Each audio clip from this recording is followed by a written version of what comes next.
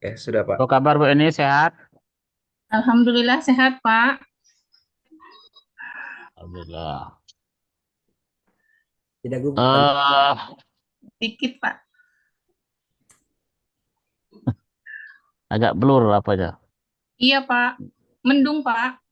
Bu ya. Mm. Cuaca hujan terus beberapa hari ini Bu ya. Iya, Pak. Di sini juga mati lampu juga sering. Sama seperti tempat Bapak ya. Iya Bu. Oke Bu Eni, bisa Iya, bantu Pak. tulis ayat Al-Quran dulu? Iya, Pak. Semampunya ya, Pak. Ya. Silakan ditulis Bu. Iya, Pak.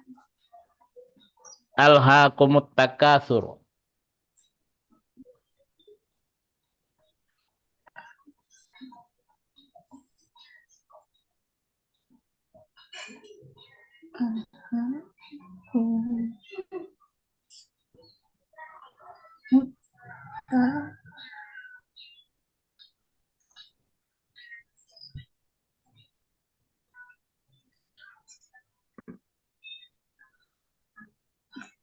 Silakan diangkat Bu hasilnya. Bentar, Pak.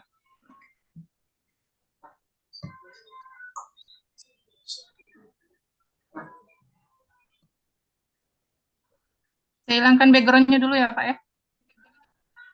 Oke. Nah, Alhaakumut takatsur. Salah ya, Pak. Ya. Nanti Maaf ya, dicek Pak. aja dicek di Al-Quran lagi Bu ya. Oke, Pak. Oke. Selanjutnya mohon bantu untuk baca surah ayat Al-Quran Bu, surah Al-Baqarah Ayat berapa, Pak? ayat ayat 24 boleh. 24. Al-Baqarah. Saya pakai HP ya, Pak. Soalnya lagi nggak pegang Al-Quran. Ya ya silakan. Ayat 24 ya, Pak ya. Ya. Ayat 20.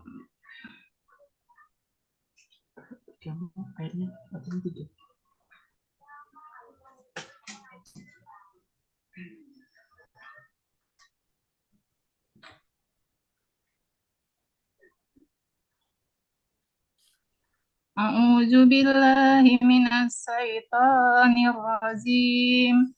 Bismillahirrahmanirrahim. Fa illam taf'alu wa lan taf'alu fattakum narallati waquduhan nasu wal hijarah uiddat lil kafirin. Sadaqallahul azim.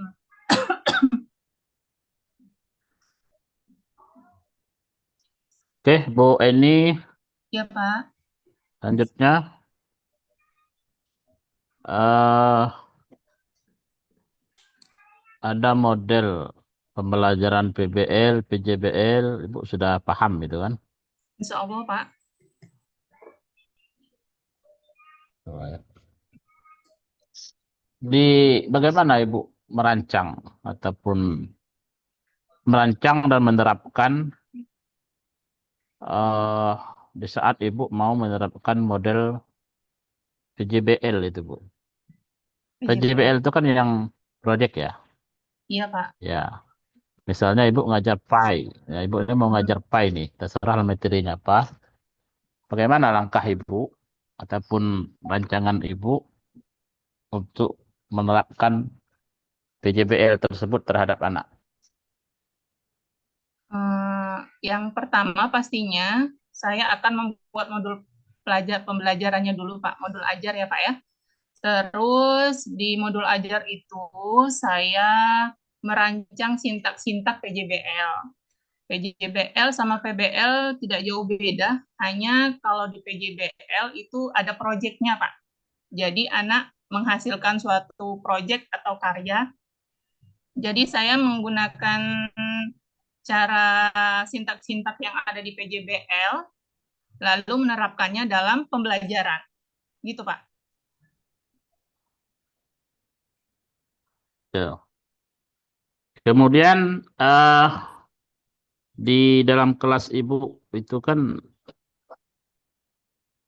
anak-anak yang belajar itu kan harus dikembangkan keterampilan berpikir kritisnya.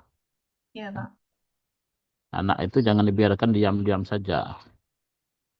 Nah, ada guru-guru yang tidak mau keluar dari zona nyaman, dia asal masuk absen, ngasih pelajaran, sudah itu keluar.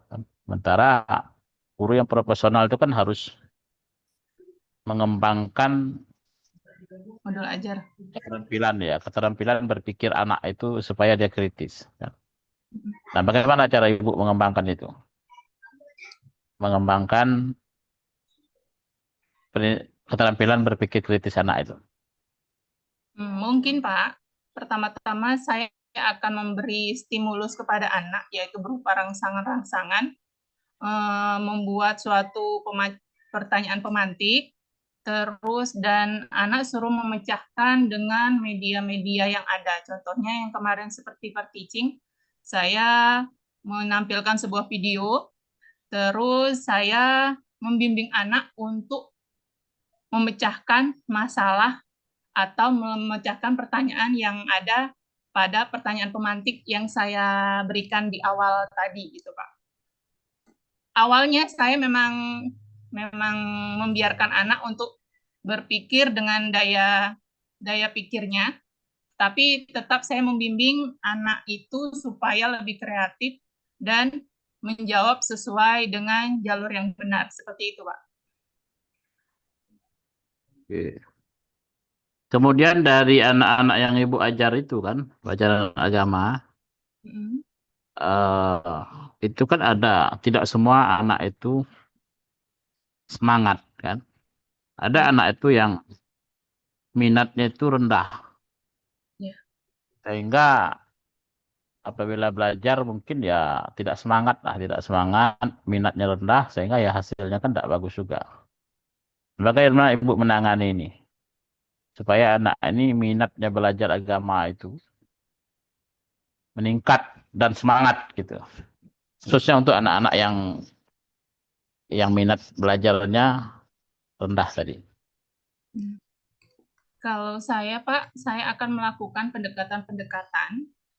Terus dengan pendekatan itu saya bisa observasi tentang karakteristik peserta didik ya, Pak ya. Terus saya tadi menstimulus dengan menyediakan media ajar atau inovasi pembelajaran yang menarik, yang tidak monoton, yang bisa membuat atau memotivasi anak untuk jadi suka belajar PAI dengan saya. Seperti itu, Pak. Oke.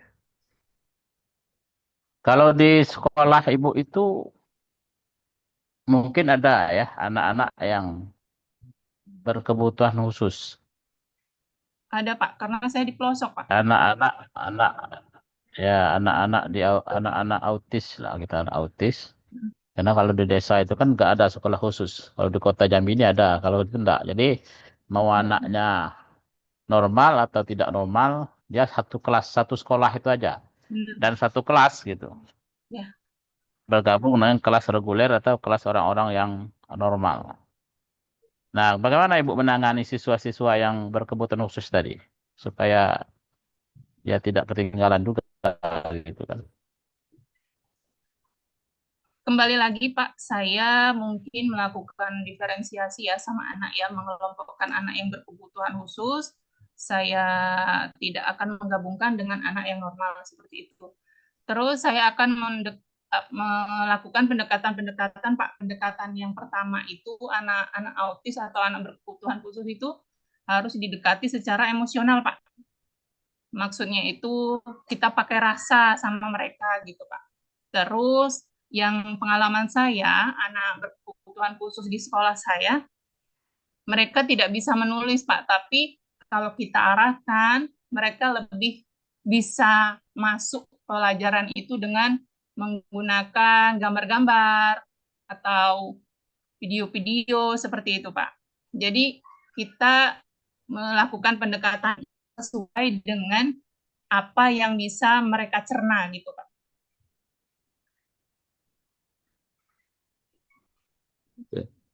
Selanjutnya, apa yang Ibu harus perbaiki dari cara mengajar Ibu dari sebelum mengikuti PPG ini, kemudian setelah mengikuti PPG ini? Ada yang harus Ibu? Dan ini saya harus robah nih. Setelah PPG ini, saya akan lakukan ini gitu. Nah, apa kira-kira di khususnya di dalam Ibu mengajar itu? Sebenarnya Pak, saya dari dulu ingin menerapkan ya Pak, itu apa namanya, pembelajaran yang inovatif gitu Pak. Cuma karena posisi geografis tempat kami ini kurang memadai, sarana prasarana kurang memadai, jadi mungkin nanti kalau saya sudah lulus PPG, insya Allah saya ingin lebih menerapkan inovasi-inovasi pembelajaran, Pak, karena terbukti kalau media-media ajar yang variatif itu sangat bisa memotivasi anak dan sangat menunjang hasil belajar anak. Seperti itu, Pak. Di SD tempat Ibu ngajar listriknya ada Ada, siang Pak. hari? Ada, Pak. Di sini sudah PLN, Pak. Cuma itu sering mati lampu kayak tempat Pak Lukman, Pak. Jadi artinya saya saja nanti kan model-modelnya yang tidak ada di situ ya Ibu buat Iya, sendiri Pak. kan. Sekarang kan sudah banyak dapat ilmu dari teman-temannya bagaimana cara membuat media pembelajaran, Ya, insya bagaimana Allah. membuat kuis Ya, yang yang menggunakan IT gitu kan. Nah, mungkin bisa ya. diterapkan lagi. Mungkin nanti cari yang Ah, bisa offline gitu ya, Pak ya. ya atau dicari yang offline-nya, versi offline-nya gitu kan. Iya, Jadi Pak. aplikasi-aplikasi itu bisa juga di yang offline bisa juga. Iya. Kayak kuis-kuis itu tidak mesti harus ada Sinyal jaringan gitu. gitu kan ada juga tuh. Ya. Ya, Pak. Oke, itu mungkin dari saya Bu. Silakan nanti Bu dihadapkan dengan Pak Lukman Terima Hakim. kasih, Pak. Ya, oke. Silakan Pak Lukman. Oke, terima kasih Pak dosen. Assalamualaikum warahmatullahi wabarakatuh. Waalaikumsalam warahmatullahi wabarakatuh. Ya, Pak. Nih, sore hari ini cerah sekali, Bu. Di Mas. sini udah mulai gerimis, Pak. Oh, Di ya. sini sudah mulai gerimis. Padahal baru saya mau apa berikan soal, Ibu malah mau gerimis, mau hujan di situ. Mudah-mudahan tidak mati lampu, Pak, sampai saya selesai ya, Pak ya. Oke, Bu. Ya, Eh, Pak. izin saya mau bertanya kepada Ibu terkait dengan Ya, Pak. di PPG.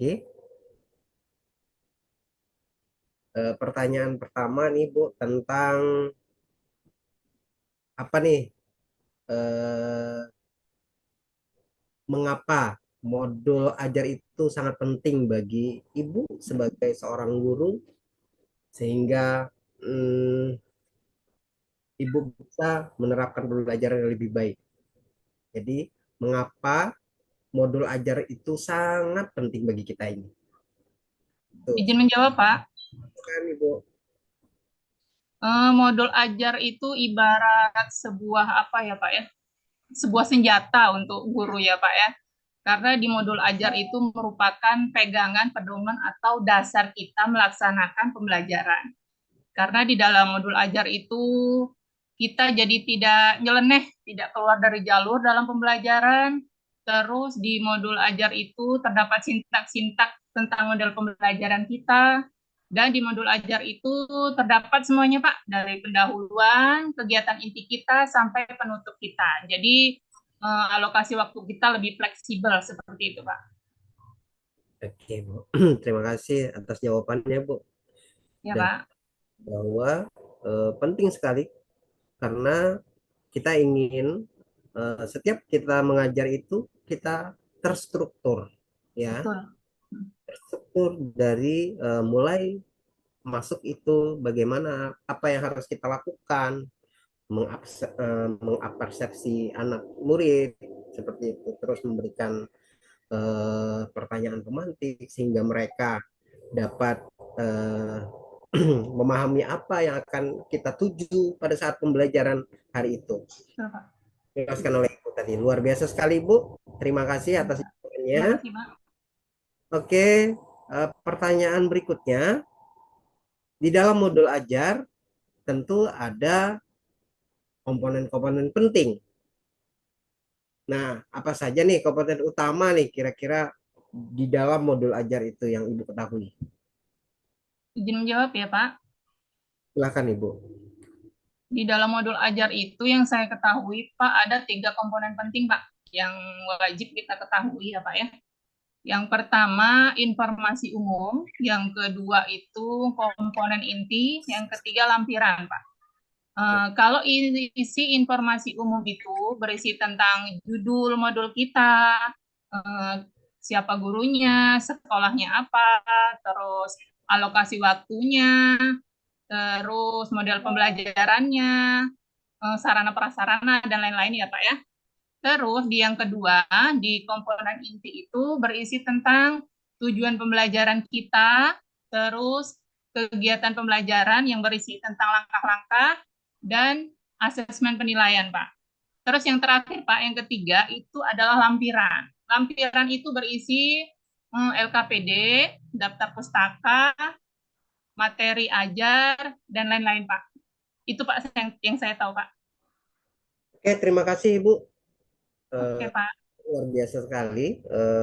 Mahasiswa PPG Daljab tahun 2024 ini, Bu Eni dapat menjabarkan komponen-komponen yang ada di dalam modul ajar itu.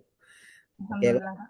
mudah-mudahan Ibu ini bisa memberikan dampak positif kepada rekan kerjanya di sana, Amin, sehingga Pak. Insya Allah. ya itu bisa mengetahui bahwa pembelajaran di PPG ini sangat banyak dampaknya terhadap kita sebagai seorang guru yang notabene kita akan menjadi seorang yang profesional. Begitu ya, Bu? Iya, Pak. Oke, Bu. Ini mungkin karena mau maghrib, mungkin ada satu atau dua pertanyaan lagi saja yang saya ajukan kepada Ibu. Ya, Pak. Bentar, Pak. Ngidupin senter, Pak. Oh, kenapa? Kayaknya wajah saya terlalu gelap. Ya, kelihatan ya, Pak. Ya, Pak. Oke, Ibu, untuk selanjutnya, Ya, eh, Pak. Ibu bisa menjelaskan tentang asesmen yang Ibu sampaikan tadi. Ada 2 asesmen. Yang pertama formatif, yang kedua sumatif. Nah, kira-kira nih apa saja perbedaannya antara formatif dan sumatif? Oke, Silakan. Pak. Ya. Asesmen formatif itu, Pak, penilaian yang kita laksanakan atau yang guru laksanakan ketika akan atau dalam proses belajar mengajar, Pak. Itu biasanya contohnya kuis, tugas, atau diskusi yang dilaksanakan pada proses pembelajaran. Kalau asesmen sumatif, penilaian sumatif itu adalah penilaian yang dilakukan pada akhir pembelajaran. Biasanya itu berupa ujian akhir, Pak. Jadi pembelajaran itu selesai untuk mengetahui hasil belajar siswa. Seperti itu, Pak. Oke. Terima kasih atas jawabannya, Ibu. Satu lagi yang terakhir mungkin nih. Oke, Pak. Apa saja nih kemampuan Ibu di dalam menggunakan teknologi informasi dan komunikasi untuk merancang pembelajaran itu lebih menarik terhadap peserta didik Ibu? Apa saja nih yang Ibu gunakan? Silakan. Hmm. Seperti yang saya praktekkan per-teaching kemarin, Pak. Saya menggunakan PPT, terus menggunakan YouTube, menggunakan apa lagi ya? Menggunakan media-media yang berhubungan dengan AI ya, Pak ya. Tapi itu tadi, Pak, kendala kami karena di dalam kendala sinyal. Jadi saya hanya bisa melakukan atau membuat sesuatu yang bisa dibuka secara offline. Kalau saya mau melakukan sesuatu yang online, mungkin sudah dibahas di berhubung karena SD juga ya Pak, anak SD kan nggak boleh bawa HP kan Pak ya. Jadi kalau mau menerapkan kuisis itu Pak, mungkin saya lebih berkoordinasi lagi sama orang tua, bolehkah anak-anak itu membawa HP ke sekolah atau gimana gitu ya Pak ya? Seperti itu Pak. Oke, Bu. Kalau kuisis, saya juga menggunakan kuisis, Ibu. Hmm? Ada kuisis yang menggunakan model kertas. Ya, Nah, Ibu jadi itu menggunakan barcode ya Pak ya? scan barcode.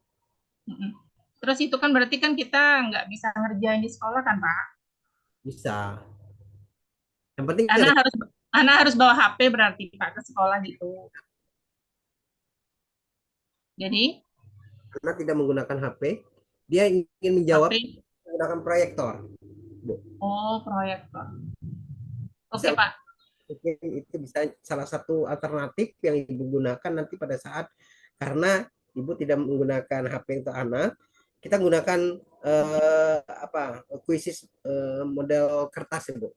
Ibu silahkan bisa pelajari nanti di YouTube atau apa atau ada rekan yang bisa menggunakan aplikasi ini, kuisis yang model kertas. Saya sudah menggunakan, Ibu. Tiga. Oke, Oke Pak. Masukkan Pak. Terima kasih Pak. ya Ibu, eh, luar biasa sekali Bu sore hari ini dalam menjawab Terima pertanyaan kasih Pak. ini. Saya memohon maaf apabila ada kesalahan kehilapan dalam menyampaikan pertanyaan kepada Ibu. Dan semangat terus, mudah-mudahan menjadi guru yang profesional, yang bisa berdampak Amin. Amin ya Allah. pendidikan di wilayah Ibu. Itu Amin saja Pak. saya akhiri. Wabillahi taufik wal hidayah. Wassalamualaikum warahmatullahi wabarakatuh. Waalaikumsalam warahmatullahi wabarakatuh. Terima kasih Bapak. Terima kasih.